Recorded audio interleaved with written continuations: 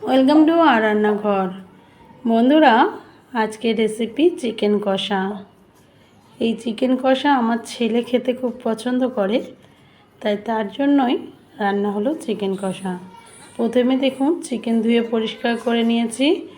এবার দিয়ে দিলাম স্বাদ মতো লবণ, 1 চামচ হলুদ গুঁড়ো, 1/2 চামচ লাল লঙ্কার গুঁড়ো, 1/2 চামচ জিরে গুঁড়ো, 1/2 চামচ ধনে গুঁড়ো আর সর্ষের তেল দিয়ে একটু ভালো করে ম্যারিনেট করব। একটু চিলি সস ছিল, মেনলি কাঁচা লঙ্কা বাটা আর কাঁচা লঙ্কা চেরা দিয়ে ভালো করে মিক্সড করে নিলাম। মিক্সড করে রেখে দিলাম কিছুক্ষণের জন্য, আর টমেটোটাও দিয়ে রেখে দিলাম। এবার কড়াইয়ে সর্ষের তেল গরম করে 1 চামচ গোটা জিরে, একটা তেজপাতা আর গোটা গরম মশলা, এলাচ, লবঙ্গ, দারচিনি দিয়ে পাতলা পাতলা করে কেটে রাখা 3-4টে পেঁয়াজ দিয়ে দিলাম। পেঁয়াজটা একটু লাল লাল করে ভেজে নেব। পেঁয়াজটা যখন ভাজা হয়ে যাবে, দেখুন লাল লাল করে ভাজা হয়ে গেছে। এবার ম্যারিনেট করা চিকেনটা দিয়ে দিলাম। চিকেনটা দেওয়ার পর আমি কিন্তু এই রান্নাতে কোনো জল ব্যবহার করব না, বিনা জলেই হয়ে যাবে। এবার ভালো করে মাংসটা মিক্সড করে নিচ্ছি। ভালো করে মাখিয়ে নেওয়ার পর এবার আমি 1 চামচ আদা বাটা আর 1 চামচ রসুন বাটা দিয়ে দিলাম। এই আদা রসুন বাটাটা আপনারা ম্যারিনেট করার সময় দিলেও হবে, আমি উপর থেকে দিলাম। টেস্টটা একটু অন্যরকম হবে।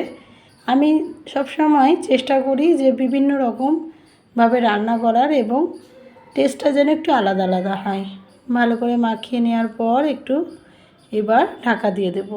ঢাকা দেওয়ার ফলে ঢাকনা সরিয়ে মাঝে মাঝে একটু নাড়িয়ে দিয়েছি। দেখুন জল বেরিয়েছে, আলাদা করে এই জন্য জল দেব না। এবার ঢাকা দিয়ে দিয়ে এইরকম করে কষতে থাকবো। দেখুন ঢাকা দিয়ে এইরকম কষতে থাকার ফলে দেখুন একদম শুকিয়ে গেছে এবং মাংসটা প্রায় রান্না হয়ে গেছে। এবার দিয়ে দেব উপর থেকে। দেখুন একটু ভালো করে নাড়িয়ে চাড়িয়ে নিচ্ছি। দেখুন সব হয়ে গেছে। এবার ধনেপাতা কুচি দিয়ে দিলাম উপর থেকে। ধনেপাতা কুচি দেওয়ার ফলে এবার রান্নাটা পুরো কমপ্লিট। এইভাবে শুধু নাড়িয়ে নিতে হবে। নাড়িয়ে নেওয়ার পর শুকনো শুকনো করে রেডি হয়ে যাবে চিকেন কষা। যখন হয়ে যাবে তখন এইরকম দেখুন আমি সার্ভ করে নিয়েছি, থালায় ঢেলে নিলাম। এবার গরম গরম ভাতে শুধু চিকেন কষা হলেই আজকের 16 কলা পূর্ণ, অর্থাৎ আর কিছু লাগবে না এই রান্নাতেই বাজিমাত। দেখুন এবার অল্প ভাতে চিকেনটা নিয়ে নিলাম।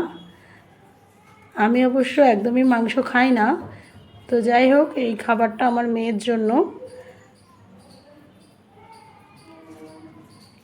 আপনাদের যদি আমার রেসিপিগুলো ভালো লাগে প্লিজ অন্যদের সাথে শেয়ার করবেন এবং লাইক কমেন্ট করবেন।